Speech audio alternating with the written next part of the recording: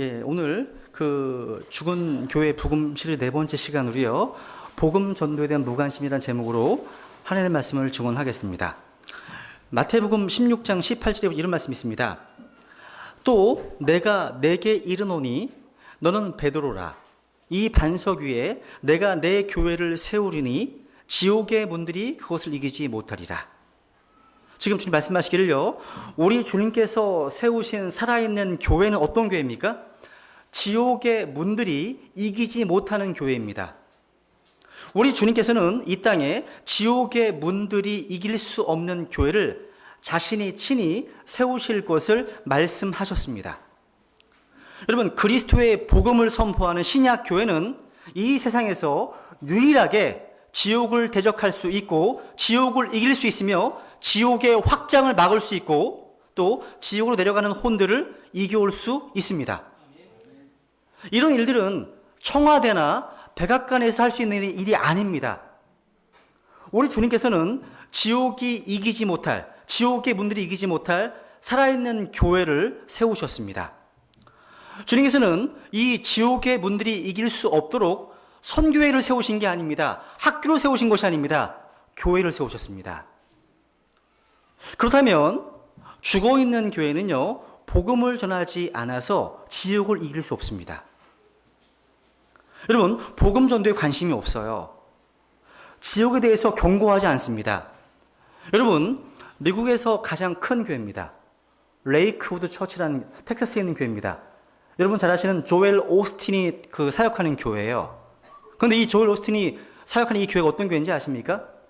여기는 죄에 대해서 설교하지 않습니다. 지옥에 대해서 경고하지 않습니다. 기분 나쁠까 봐. 실제 조엘 오스틴이 이렇게 얘기를 합니다. 지옥과 회개에 대해 얘기하지 않아서 속이고 있는 거 아닌가? 이런 질문을 이렇게 답변합니다. 지옥과 회개를 말하지 않는다고 해서 사람들을 속이는 것은 아닙니다. 이미 사람들은 죄의식을 갖고 있기 때문에 그들을 낙담시키기보다 힘을 주기 원한다고 대답합니다. 그럼 이렇게 합니다. 여러분이 알다시피 지옥불이나 유황은 없습니다. 없다고 믿는 거예요. 그래서 이 레이크우드 교회에서는요, 결코 지옥에 대해서 설교하지 않습니다. 죄에 대해 설교하지 않습니다. 사실 오늘날의 교회가 복음을 전하지 않는 것은요, 지금 배교의 시대를 살아가고 있는 이 마지막 날들의 흐름과 무관하지 않습니다. 지금 우리는요, 디모데 후 3장에서 말씀하시는 것처럼요, 지금 아주 위험한 때를 살아가고 있는 겁니다. 지금은 에큐메니컬 운동뿐만 아니라 로마 카톨릭을 중심으로 해서 종교 통합이 시도되고 있습니다. 종교 통합 운동을 지금 벌이고 있는 가운데 지금 교황이 있죠. 여러분, 프란체스코 교황이 한 말을 한번 들어보세요. 이렇게 얘기를 했습니다. 천국은 모두에게 열려 있습니다. 신을 믿지 않아도 양심을 따르면 신이 자비를 베풀 겁니다. 이 JTBC에 나온 내용이에요. 또 보세요. 신의 자비는 한계가 없으며 신앙이 없으면 양심에 따라 행동하면 된다. 이렇게 얘기했습니다. 또 프란시스 교황이 이렇게 얘기했습니다. 모든 종교에는 각 나름대로의 구원이 있으므로 서로 간에 이를 무시해서는 안 되고 각각의 종교들은 서로를 존중하고 평화를 유지하는 것이 하나님의 뜻이고 사랑이랍니다. 그렇기 때문에 기독교는 다른 종교에게 예수 그리스도만이 구원의 유일한 길임을 강요해서는 않습니다. 이렇게 얘기했습니다. 이건 사악한 이단교리입니다. 여러분, 요한복음 14장 6절 진짜 틀리네요. 보시면 예수님께서 거기 이르시되 내가 곧 길이요 진리요 생명이니 나를 통하지 않고는 아무도 아버지께 오지 못한다 하십니다. 그러니까 예수님께서 I am the way입니다. I am a way가 아니에요. 하나의 길이 아니라 유일한 길입니다. 예수님을 통하지 않고는 아버지께 갈 수 없습니다. 사도행전 4장에 보시면 같이 읽어볼까요? 시작. 다른 사람 안에는 구원이 없나니 하늘 아래에서 우리를 구원할 다른 이름을 사람들 가운데 주지 아니하시느니라 하였더라. 그러니까 주 예수 그리스도 그분의 이름에 의해서 we must be saved, 구원받았다는 말씀하시는 거예요. 그러니까 이 말씀에 근거해서 아까 그 프란시스 교황의 이야기는 사악한 거짓 교리이며 교황은 거짓 대언자입니다. 그뿐만이 아닙니다. 여러분, 기독교계 내에서도 로마 캐톨릭과의 통합이라고 하는 에큐메니컬 운동을 시도하고 있는데 여러분 볼게요. 이 사진은 2014년 5월경에 개신교와 천주교가 신앙과 직제 일치 협의회 창립을 선언하는 사진들입니다. 여기에 참여한 사람들은 누구냐면 우리 한국 정교회를 비롯해서요, 예장 통합, 또 기독교 장로회, 기독교 하나님의 성회, 그 순복음교회 이영호 목사 있죠, 그죠? 감리교회, 루터교, 구세군 등등 다 포함하고 있습니다. 지금 선언문을 지금 사인하고 나서 지금 사진 찍는 내용입니다. 무슨 얘기냐면 로마 캐톨릭에서 나온 그 개신교회들이 다시 그 나온 어미에게로 돌아오고 있는 상황입니다. 이 사인한 내용이에요. 저는 여기에 예수교 장로회 통합 측 당회장이 있다는 사실이 되게 충격이었어요. 충격이었습니다. 다 지금 종교통합 에퀴너스 운동입니다. 여러분, 이게 뭐냐면 이게 마지막 때의 모습입니다. 여러분, 신약교회 역사, 우리 침례교회죠. 우리 신약교회 역사는 개신교회의 역사와 다릅니다. 뿌리가 달라요. 왜? 신약교회는요, 예수님께서 십자가에 죽으시고 부활하신 이후에 오순절날 탕생했습니다. 쭉 이어져 왔어요. 이 길, 좁은 길입니다. 근데 로마 캐톨릭은 AD 313년경에 콘스탄트 대제가 정치적인 목적을 위해서 공인했죠. 그때 시작했어요. 그러다가 1517년경에 마틴 루터에 의한 종교개혁에서 프로테스탄트교가 나온 거예요. 이 땅의 모든 교회, 장로교회, 감리교회, 모든 교회들이 대부분 다 뿌리가 여기 천주교가 맞는 겁니다. 그런데 독립침례교회 우리가 왜 다닙니까? 위에 라인이거든요. 그러니까 초대교회에서부터 있어왔던 라인이 있어요. 그 교회. 이 교회는 오직 하나의 성경만 사용했습니다. 언젠가 교회에서 말씀드리는데, 근데 지금 보세요. 종교계로 한국에서 나온 개신교회가 지금 마지막 때가 되면 다시 하나의 종교로 통합될 겁니다. 성경이 예언한 내용이에요. 어쨌든 우리 모두요 지금 머리를 들고 위를 바라봐야 됩니다. 지금 그런 시대예요. 사실 오늘날 죽어있는 교회, 조엘 오스틴과 같은 죽어있는 설교자는 이 땅에서 지금 이 현 세상에서 어떻게 마음 편히 행복하게 살 수 있는지, 성공적인 삶을 살 것인가라는 주제만 선포할 뿐 천국과 지옥에 대한 설교는 거의 사라져버렸습니다. 제가 한동안 천국에 대한 시리즈 3번, 지옥에 대한 시리즈 3번 했지 않습니까? 이런 설교가 없습니다. 죄나 심판이나 하나님의 형벌, 지옥, 저주 이런 주제가요 지나치게 부정적이기 때문에 사람들의 인기를 끌 수가 없습니다. 이것이 교회가 성장하는데 장애가 되기 때문에 이런 얘기를 안 하는 거예요. 그렇다 보니까 수십 년 동안 교회에 다녀도 죄인이 지옥에 간다, 이런 평범한 설교조차 들을 수 없는 그런 마지막 시대를 우리가 살아가고 있는 겁니다. 이 시대가요. 그런 교회는 죽어있는 교회입니다. 죽어있는 교회는요, 다가올 세상에 대한 소망이나 경고를 하지 않습니다. 오직 현실을 살만한 곳으로 만드는 것이 이게 사역이라고 생각하는 겁니다. 그렇기 때문에 죽어있는 교회는요, 복음 전도에 관심이 없습니다. 여러분, 우리 베다니 침례교회가 입술을 열어서 죄와 죄에 대한 심판을 전하지 않으면, 지옥을 경고하지 않는다면, 그래서 복음을 전하지 않는다면 그것은 신약 교회로서 존재해야 할 사명을 망각한 죄를 짓는 겁니다.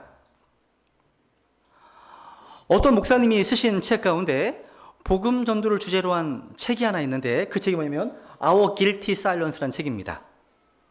이걸 번역을 하면 죄스러운 침묵 정도? 죄스러운 침묵, 이렇게 번역할 수 있겠습니다. 근데 이 책을 번역하신 분이요, 우리말 제목을 이렇게 붙였어요.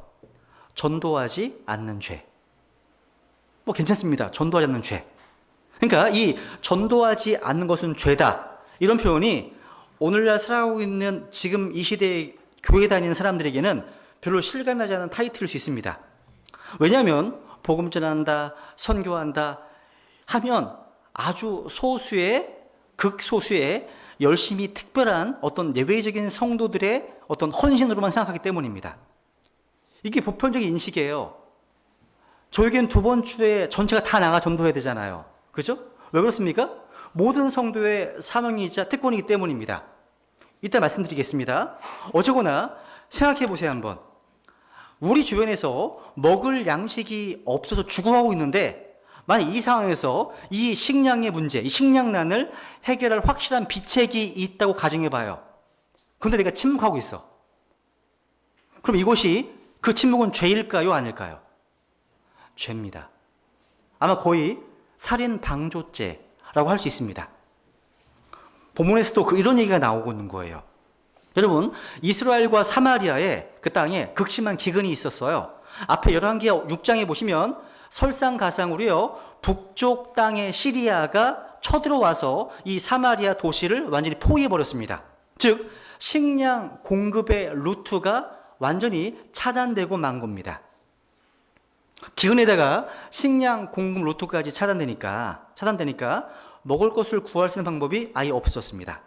그래서 열왕기 하 6장 마지막 본에 보시면 이런 극한 상황 가운데서 사마리아 사람들이 심지어 자기 아이를 잡아먹기 시작했다는 사실을 전하고 있습니다. 앞에 그 얘기가 나와요. 저는 이전에 이 말씀을 읽으면 어떻게 자기 애를 삶아먹지? 이런 생각이 들었지만 여러분, 이전에 북한의 식량난이 얼마나 심각한가는 리포트를 제가 들어보니까 그것이 거의 사실인 것으로 증명되고 있는 판국입니다. 여러분, 인간이요, 극한 상황에 도달하면 이런 비극이 발생할 수 있습니다. 심지어 레위기 26장에 보시면 하나님의 저주 가운데 자기 아들을 잡아먹는다고 되어 있어요. 하나님의 저주라고 말씀하시는 거예요. 본문에는요, 이런 극한 상황 가운데 사마리아 성문 곁에 앉아 있었던 나병 환자 4사람이 등장합니다. 이들은 이야기하는 거예요. 내가 앉아서 죽기를 기다리느니 이왕 죽는 것은 마찬가지다 하고서 죽기를 각오하고 시리아 적지로 들어갔습니다. 그런데 적군의 캠프에 가보니까 적군들이요, 다 퇴각해 버린 뒤였다는 겁니다. 그리고 거기에 식량이 산더미처럼 다 쌓여있는 기적적인 광경을 발견합니다. 이게 웬 양식이란 말이에요? 그래서 그들이 먹고 마시고 신나게 즐기다가 갑자기, 그리고 거의 동시에 깨닫게 된 것이 있습니다. 바로 자기들 주변에서 수많은 사람들이 굶어 죽어가고 있는데 자신들만 먹고 마시고 즐기는 것은 죄라는 사실을 말입니다. 이 죄에 대한 깨달음인 거예요. 한번 9절 말씀 보세요. 9절. 다시 읽겠습니다. 시작.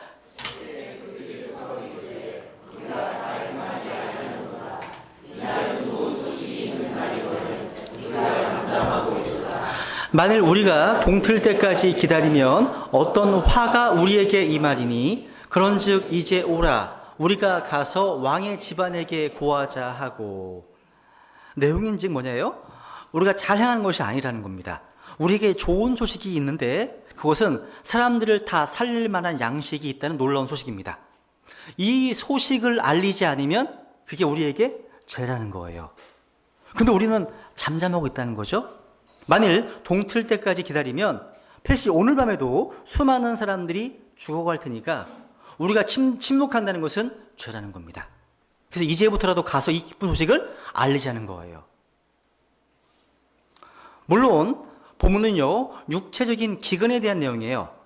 근데 오늘날 육체적 굶주림 그 이상의 영적인 굶주림이 이 땅을 휩쓸고 가고 있습니다. 우리 신약교회가 존재하는 일차적 사명은 바로 복음 전도의 사명입니다. 이것이 영적 굶주림에 대한 해답이 됩니다. 영적으로 굶주려 있는 사람, 인생에서 방황하고 헤매고 삶의 목표를 알지 못하고 인생의 무의미 속에서 죄 가운데 죽어가고 있는 많은 사람들, 이들의 영적인 굶주림에 대한 그 해답, 그 답할 책임이 바로 우리 교회에게 있다는 말입니다.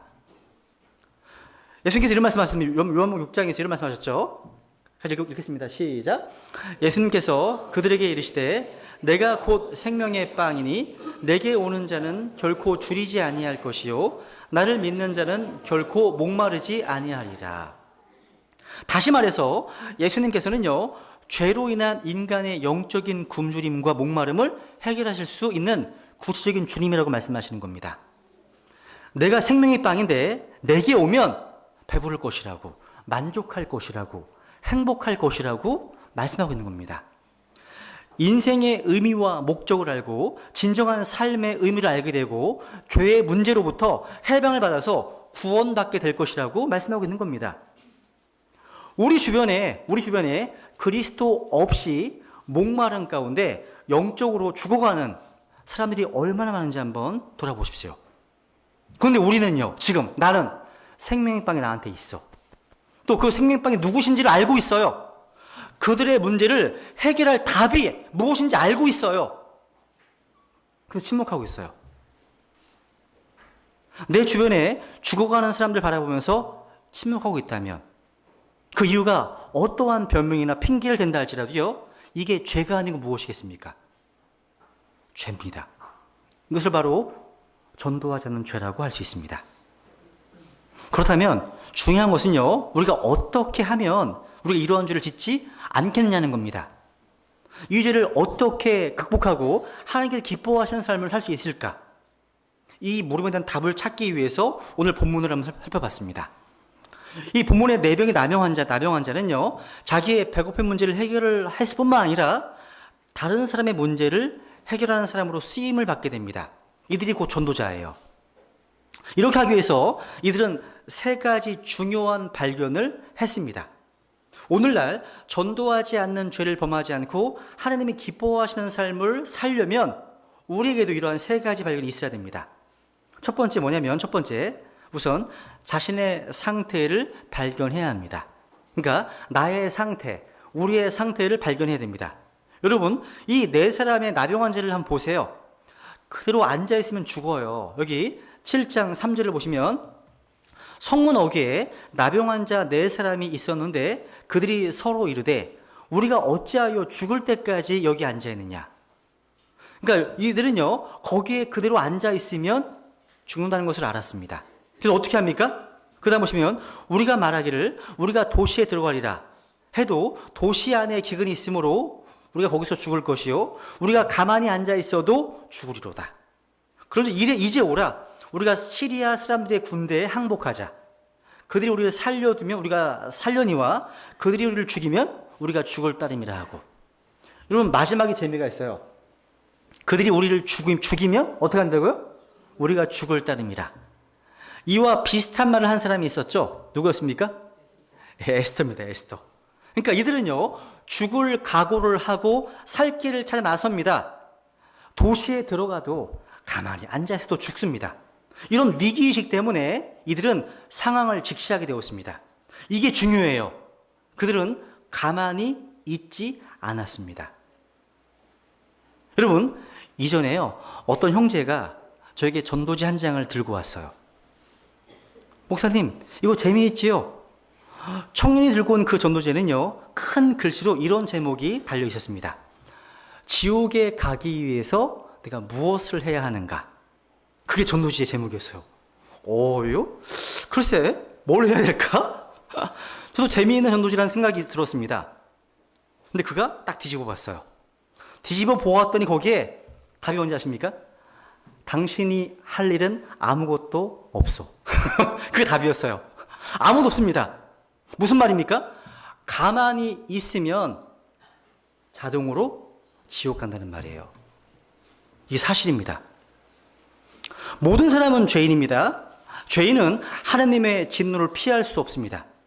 중요한 것은 사람들이 이런 영적인 위기를 깨닫고 있느냐는 거예요. 여러분, 그 어떤 것도 지옥보다는 낫습니다. 동의하십니까? 그 어떠한 것도, 고통, 화상, 그 어떤 것도 지옥보다는 낫습니다. 그런데 사람들은 이러한 영적인 위기를 깨닫지 못하고 있습니다. 그저 괜찮다고 생각합니다. 저는 이것이 교회 안에서도 마찬가지라고 생각합니다. 교회에도 주일 오전에만 방문객으로 잠시 왔다 가는 사람들만 있을 수 있습니다. 제가 보기에 오늘날 교회의 최대 문제는 교회에 드나드는 사람들이 명목상의 교인에 불과하다는 데 있다고 생각합니다. 소위 이름뿐인 크리스찬이 너무 많아요. 거듭난 체험이 없습니다. 구원을 몰라요. 예수님을 만난 적이 없습니다. 인생이 뒤집어지고 변하는 체험이 없어요. 이런 사람들이 전도를 하겠습니까? 못하죠, 당연히. 교회는 나오지만 전도하지 않습니다. 왜 안 합니까? 그건 자신이 예수님을 만난 적이 없고 구원받은 적이 없기 때문에 그렇습니다. 내 속에 하나님의 생명이 없고 내 인생이 변하는 체험이 없기 때문에. 여러분, 자신의 죄 문제에 대한 심각성을 깨닫고 지옥의 형벌에 대한 이런 영적인 위기의식을 인식한 후에 그리스도의 복음으로 하나님의 거룩한 영광을 발견하고 내가 그리스도 안에서 새로워졌다면 침묵할 수 없습니다. 어떻게 침묵할 수 있겠습니까? 침묵할 수 없습니다. 그래서 중요한 것은 나의 상태부터 깨달아야 한다는 거예요. 자신의 상태, 자신의 영적 위기를 발견해야 됩니다. 여러분, 조금 굶으면 육체적 굶주림은 금방 실감이 나요. 아, 배고파. 그러지 않았습니까? 근데 영적 굶주림은 빨리 느끼지 못하는 것 같습니다. 괜찮대요. 그냥 삽니다. 근데 여러분, 우리 마음이 방황하고 있지 않습니까? 뭔가 공허하고 아무런 목적이 없지 않습니까? 내 인생이 뭔가 표류하고 있다고 생각하지 않습니까? 거기에 위기가 있는 거예요. 그래서 내게 문제가 있구나. 내 인생에 위기가 있구나. 나라는 존재가 누구지? 내가 누구지? 그것을 제대로 아는 것, 거기서부터 시작하는 겁니다. 구원받기를 받으려면. 내가 어떤 상태에 있는지, 내가 누군지 알아야 한다는 말씀입니다. 듣기 싫어도 알아야 돼요. 듣기 싫어도 전해줘야 됩니다. 우리 사명이에요. 여러분, 우리는요, 우리가 어떤 사람인지 다 알아요. 복음 전해보면 내가 죄인이 아니다 라고 했던 분은 두 사람밖에 없어요, 그동안. 어떤 할아버지하고 어떤 연로하시는 어떤 분이셨어요. 근데 그래서요, 여러분, 누군가 지적하면 화가 나는 거예요. 죄 얘기하면 화가 나는 거예요.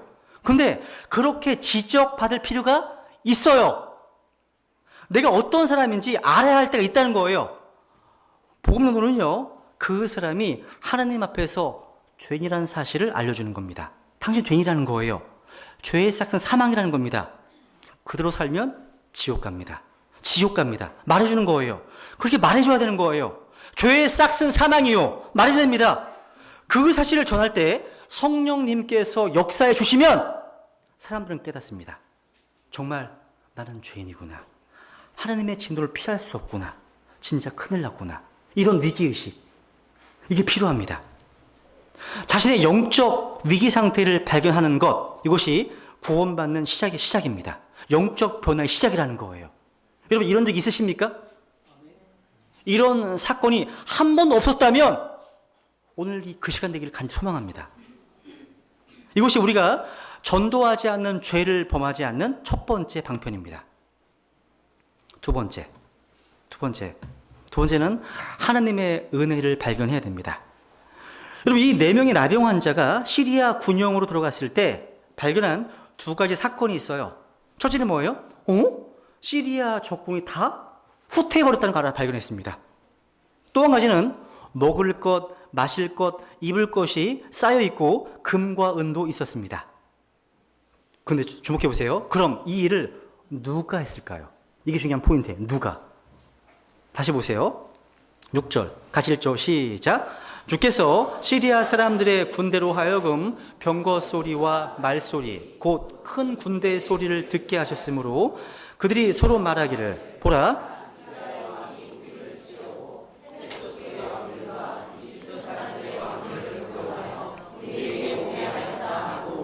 저는 이 말씀을 묵상하면서요, 가장 눈에 띄었던 단어, 주어입니다.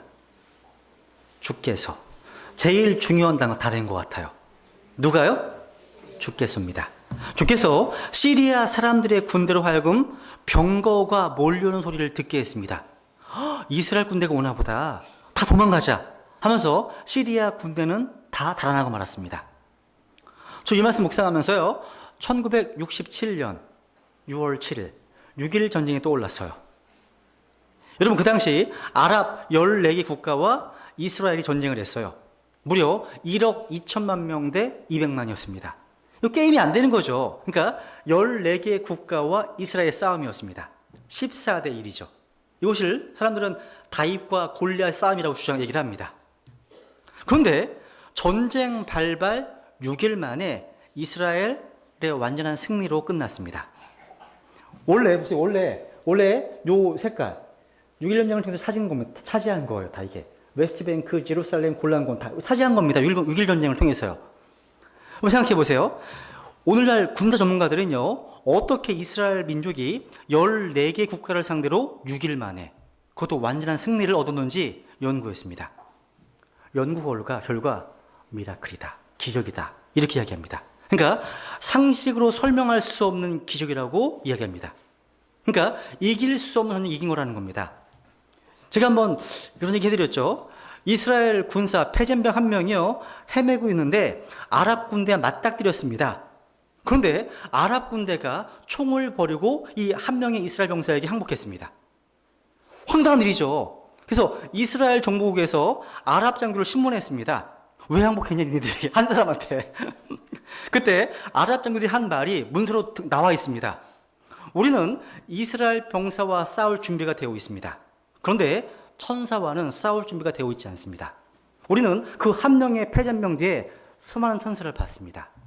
이런 고백을 했습니다. 그리고 더 놀라운 사실은요, 이런 기적적인 일들이 6.1 전쟁 곳곳에서 일어났다고 보고하고 있습니다. 심지어 여러분, 이슬람 성지, 그 당시에 이 예루살렘은요, 이슬람 3대 성지 중에 하나입니다. 그런데 이 예루살렘을 이스라엘 군대가 쳐들어갔을 때, 쳐들어간 그날 텅 비어 있었습니다. 텅 비어 있었습니다. 이들이요, 수십억 달러 되는 이 소련제 무기를 다 버리고 전날 다 철수해 버렸습니다. 그래서 여러분, 말할 수 없는 초자연적인 공포감이 예루살렘을 휩쓸었기 때문이라고 얘기를 합니다. 그래서 그날 철수했던 아랍 장교들은 군사재판 받고 다 사형당했습니다. 이 초자연적인 공포. 여러분, 누가 하신 걸까요? 6.1 전쟁 뒤에 하나님이 계십니다. 그러니까 우리 눈앞에 보여진 기적이라는 거죠. 이와 비슷한 사건을 본문에 나와 있는 거예요. 이 모든 누가 하신 거예요? 주님께서 하신 겁니다. 이들이 얼마나 급했는지 이런 것을 다 두고 그냥 도망갔어요. 금은은 가져갈 만하지 않아요? 가벼우니까 그렇게 무겁지 않잖아요. 그죠? 다 두고 갔어요. 그러니까 와보니까, 나병 환자들이 와보니까 먹을 것, 입을 것이 풍성하게 쌓여있더라는 거죠. 주님이 하신 일입니다. 여러분, 우리가 전파하는 복음 메시지, 구원의 사건도 마찬가지입니다. 구원은 누가 이루신 것입니까? 누가요? 주님께서 하신 겁니다. 보세요. 예루살렘에 투입되기 전에 이스라엘 모습이고, 이 사진은요, 들어가고 나서, 야, 이거 거저 얻었잖아요. 막 너무 기뻐하는 내용입니다. 사진입니다. 실제로요. 보세요, 한번. 이 복음에 대한 말씀이죠. 가실조 시작. 내가 또한 받은 것을 무엇보다 먼저 너희에게 전하였노니 그것은 곧 성경 기록대로 그리스도께서 우리의 죄들로 인하여 죽으시고 묻히셨다가 성경 기록대로 다시 날에 다시 살아나시고, 이게 우리가 전파하는 복음입니다. 그죠? 근데 이 복음은 뭐예요? 주어가 누구냐면 그리스도께서입니다. 우리 인간의 노력이나 애씀이나 선행이 없어요. 다 그리스도께서 다 행하셨습니다. 100% 하나님의 은혜라는 사실이에요. 내가 행한 것이 아니에요. 내가 착하고 또 선행을 쌓아서 구원 얻은 게 아닙니다. 내가 매일 주님 앞에 나가 회개해서 구원받는 게 아니에요. 내가 할 수 있다면 하나님께서는 예수 그리스도를 보낼 필요가 없었습니다. 나의 최선으로도 하나님 앞에 서기에는 턱없이 부족합니다. 내가 자랑하는 공의, 정의도 그분 앞에서는 걸레 조각이 나지 않습니다. 내가 나를 구원할 수 없기 때문에 하나님께서 예수님을 보내주셨고, 그분께서 우리의 죄와 범법을 담당하시고 보배로운 피를 흘리심으로 영원한 구속을 이루신 겁니다. 우리 주님께서는요, 고통의 절정에서 운명하시던 말씀하십니다. 다 이루었다. 다 이루었다. 너희의 모든 죄값을 다 지불했다. 이겁니다.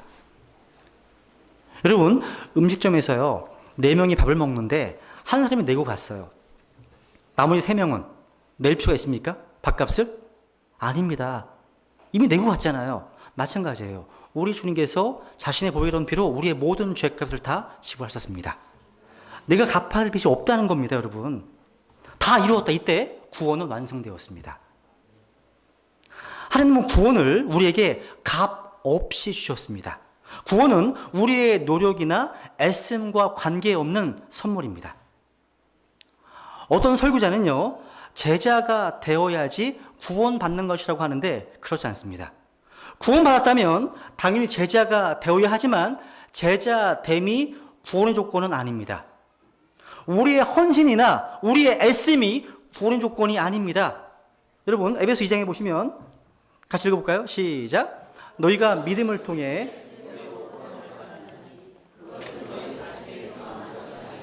하나님의 선물이니라. 행위에서 난 것이 아니니 이것은 아무도 자랑하지 못하게 하려 함이라. 구원은 주님께서 이루신 겁니다. 우리는 선물로 받을 뿐이죠. 그 주님은요, 우리를 구원하실 때 간신히 구원만 받게 하신 게 아니에요.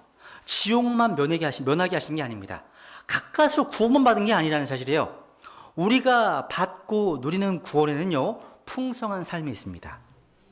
제가 보기에 구원받은 크리스천들 가운데 풍성한 생명을 누리는 크리스천들은 그렇게 많이 있는 것 같지 않아요. 그냥 구원받은 것 가지고 평생을 그냥 울고먹는 것 같아요. 그러면 안 됩니다. 아니에요. 여러분, 우리가 받은 구원이라는 이 패키지 속에는요, 풍성한 생명이 있어요. 여기는 내 인생이 변하고 기쁨과 평안도 있고요, 삶의 목적권을 나눌 수 있는 풍성한 삶이 준비되어 있다는 사실입니다. 한번 요한복음 10장 10절을 보세요. 한번. 도둑이 오는 것은 다만 도둑질하고 죽이고 멸망시키려 함이거니와, 그 다음, 내가 온 것은 양들이 생명을 얻게 하고 또 생명을 더욱 풍성히 얻게 하려 함이라. 풍성한 생명이 있다는 거예요. 이걸 모르고 살아가고 있습니다. 여러분, 에베소서를 공부해 보시면요, 에베소서에는요, 두 가지 단어가 반복적으로 등장하는 것을 알 수 있습니다. 하나는 리치, 풍성이라는 단어고요. 다른 하나는 풍성을 채운다는 충만입니다. 충만. 풍성과 충만입니다. 그래서 여러분, 에베소서는 정말 풍성하고 충만한 책입니다. 여러분, 하나님의 풍성한 삶을 소망하시면 에베소서를 깊이 있게 묵상하시면 좋겠습니다. 주님께서는요, 영광에 있어 풍성하시고 긍휼이 풍성하시고 은혜가 풍성하신 주님이십니다. 우리를 위해서 풍성한 삶을 준비하시는 놀라운 분이십니다. 왜 오늘날 교회를 다니는 많은 분들의 삶이 이렇게 무기력하죠? 왜 힘이 없어 보이죠? 그건 간단합니다. 하나님의 은혜를 발견하지 못해서입니다. 그 은혜를 체험하지 못했기 때문입니다. 하나님께서 마련하신 은혜, 저와 여러분을 위해 준비하신 하나님의 놀라운 은혜를 맛보면 미칩니다. 이 거룩한 미침이에요. 거룩한 미침. 삶이 달라져요. 하나님의 은혜를 체험한 그 사건, 전 지금 잊을 수가 없습니다. 미치겠더라고요. 너무 미치겠더라고요. 그러니까 이런 하나님의 은혜를 체험한 사람들은 이런 찬양을 부를 수밖에 없습니다. 아, 하나님의 은혜로 있을 데 없는 자 왜 구속하여 주는지 나 알 수 없도다. 이런 찬양을 할 수밖에 없습니다. 여러분, 하나님께서는요, 구원받은 성도들의 삶을 위해서 풍성하고 놀라운 일을 준비하고 계십니다. 하나님의 은혜를 발견하시라는 거예요. 그럼 인생이 달라집니다. 그리고 세 번째 나병 환자들이 발견한 것이 있습니다. 첫 번째, 자신의 상태를 발견하고, 두 번째, 하나님의 은혜를 발견하면, 그 다음 세 번째, 뭐예요? 이웃의 필요를 발견하시기 바랍니다. 이 내 나병 환자는요, 자신의 필요에서 출발했습니다. 우리가 이대로 있다간 죽겠다, 배가 고프다, 이런 필요에서 출발해서 드디어 양식을 찾았고 먹고 마시고 즐겼습니다. 그런데 그 순간 그들은 또 하나를 발견하게 됐습니다. 우리가 이렇게 먹고 마시는 순간에도 우리 이웃들이 지금 죽어가고 있다. 이 사실입니다. 지금 내가 먹는 이 풍성한 양식이 내 이웃들에게도 필요하다는 발견입니다. 그죠? 그리고 뭐라고 외칩니까? 다시 한번 보세요. 9절 다시 보세요. 이게 포인트 9절입니다.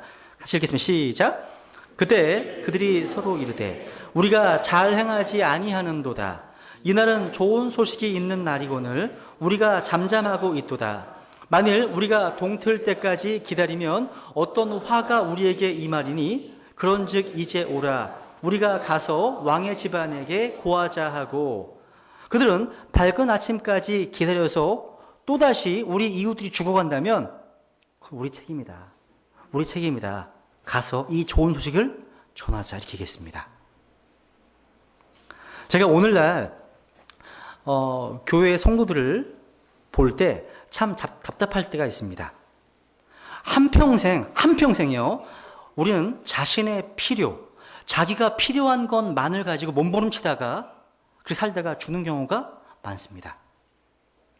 그러지만 기껏해야 자기 자식들의 필요를 채워주고 직장이고 사업이며 바쁘게 움직이다가 죽는 게 고작입니다. 물론 이런 경우가 특별히 잘못되었다는 건 아닙니다. 그런데 한 번도 자기라는 인생의 한계를 벗어나지 못한 사람들, 이 넓은 세계를 보지 못한 사람들, 자기 이웃의 필요를 발견하지 못한 사람들, 이런 분들이 얼마나 많은지 안타깝습니다. 결과적인 이야기지만요, 한번 생각해 보세요. 이 나병 환자들이요, 드디어 이 좋은 소식을 전하기 위해서 뛰어갔다고 해보시죠, 한번. 성으로 가서, 여러분, 놀라운 소식이 있습니다. 저곳 시리아 군대 진영에 가면 적군들은 다 물러갔고요. 거기에 양식이 많이 있습니다.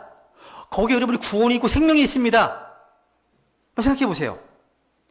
드디어 사람들이 가서 음식을 마음껏 먹습니다. 그 광경을 보면서 이 나병 환자는 뭘 느꼈을까요? 뭘 느꼈을까요? 이웃들은 소식을 전해 듣고 그들이 먹기만 했을까요? 배불리 먹으면서 그렇구나. 이 소식을 알려준 사람들에게 생명의 은인처럼 너무 감사하다고 하지 않았을까요? 저 또한 저에게 이런 하나님의 은혜의 복음을 전해준 분들을 결코 잊지 못합니다. 그분들을 생각하면 마음이 따뜻해져요. 감사한 마음이 듭니다. 여러분 그렇지 않습니까, 여러분? 그죠? 오늘 본문에서도요, 이 굶주림으로 죽어가던 이웃들을 살리기 위해서 하나님께서 쓰시는 사람이 바로 이 내병의 나병 환자였습니다. 하나님은 쓰셨어요.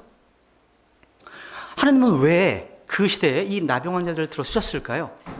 그 당시 여러분, 문둥병, 이 나병 환자라고 하면 지금도 그렇지만 절망적입니다. 불치병입니다. 지금의 아마 에이즈와도 같습니다. 버림받은 사람들입니다. 그 버림받은 사람들이 처음으로 하나님께 쓰임받게 됩니다. 그러니까 아주 워스트, 최악의 사람들이었지만 하나님께 쓰임을 받았습니다. 우리가 전한 좋은 소식에 성에 있는 사람들이 소망을 찾았다. 이렇게 쓰임받는 인생이 된 겁니다. 그러니까 버림받은 인생이라고 하는 나병 환자들이 쓰임받을 수 있었다면 여러분과 저도 하나님께 쓰임받을 수 있지 않겠습니까? 여러분, 이 나병 환자들이 느낀 기쁨과 보람을 생각해 보세요. 우리가 쓰임받았구나, 이렇게 좋아했을, 한번 생각해 보시라는 거죠. 상상이 돼요. 저는 이들이 성 안으로 뛰어갔을 나병 환자들의 발걸음을 생각해 봤습니다. 여러분, 그 소식을 전하는 자들이 얼마나 가벼웠을까요? 빨리 가서 전하자. 여기에 구원이 있다. 여기에 생명이 있다. 이렇게 달려갔을 그들의 발걸음 한번 생각해 보세요. 원래 나병 환자들의 발걸음이란 어떤 것이었습니까? 그들의 발걸음은 과거에는요, 절망적이었습니다. 절망에 지친 것이었습니다. 근데 지금 그들은요, 처음으로 아름다운 소식을 전하는 발걸음을 띄고 있습니다. 발걸음이 바뀌었습니다. 보세요. 로마서 10장에 보시면 10장 15절.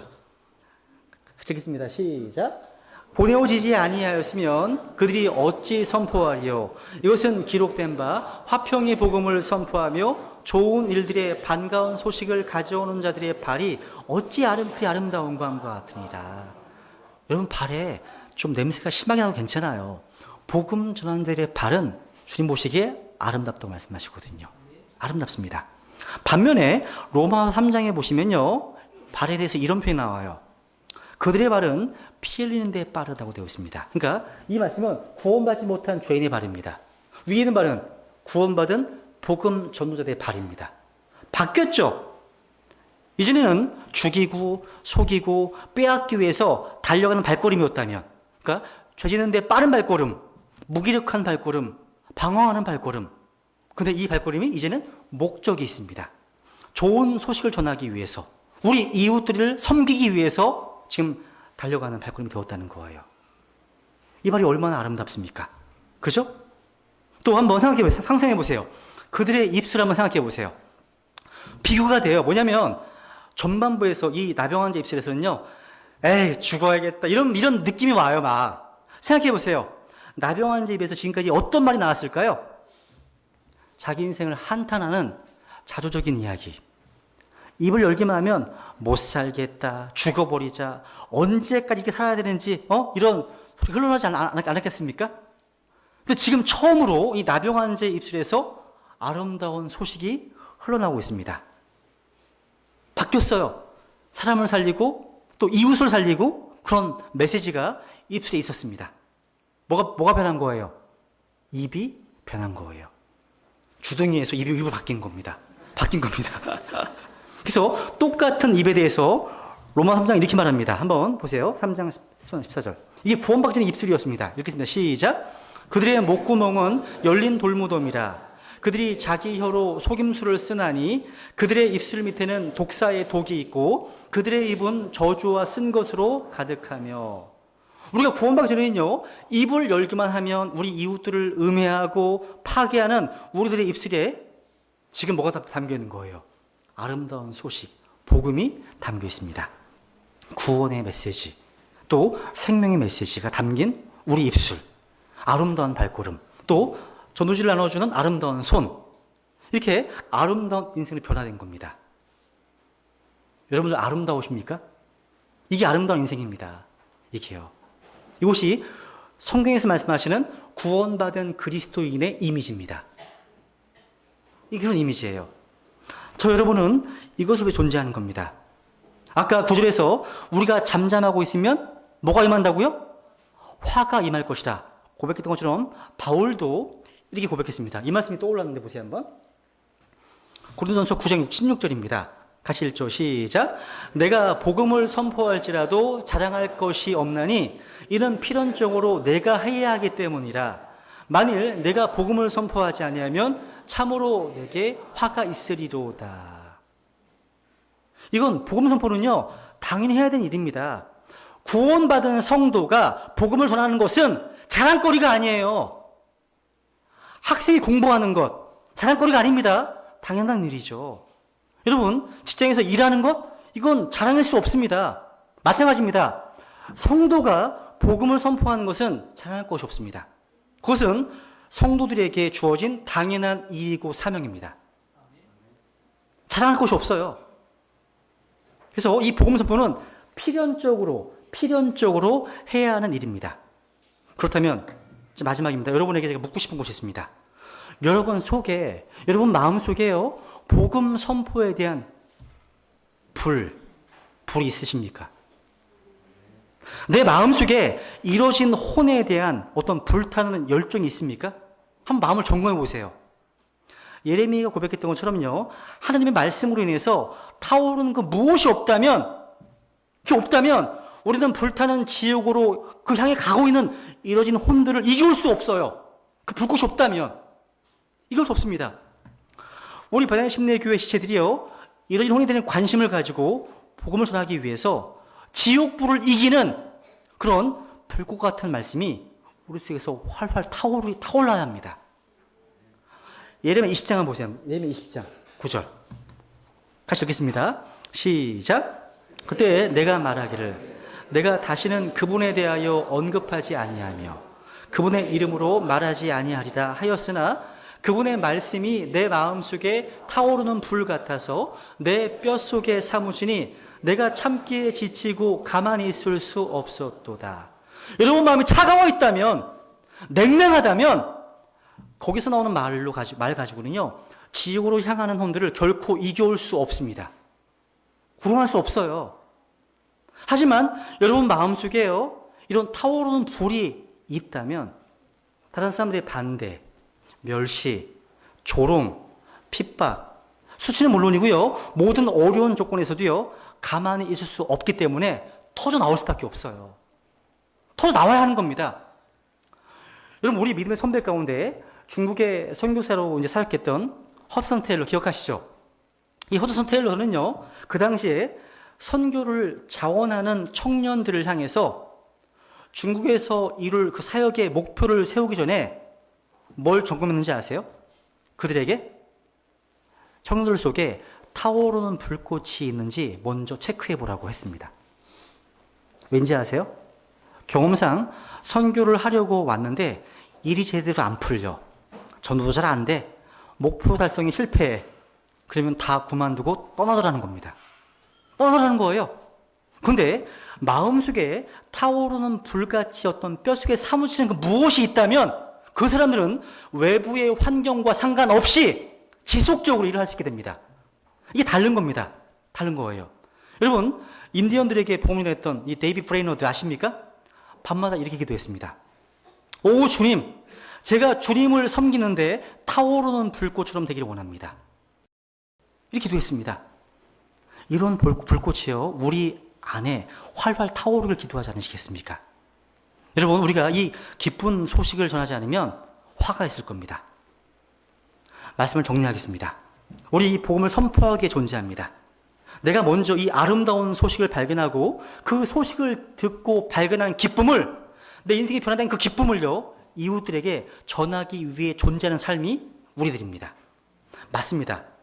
이제 우리는 기쁜 소식을 전하는 사람들입니다. 주님께서는요, 내 문제만을 끌어안고 씨름하다가 허무하게 죽어가는 인생이 아니라 가족을 살리고 우리 이웃을 살리고 그들의 구원을 제공하는 인생, 복음의 기쁜 소식을 선포하는 징을 우리를 부르셨습니다. 우리 이 시간 하나님께 기도하겠습니다. 나병 환자를 쓰셨으니까 하나님, 저도 사용해 주시옵소서.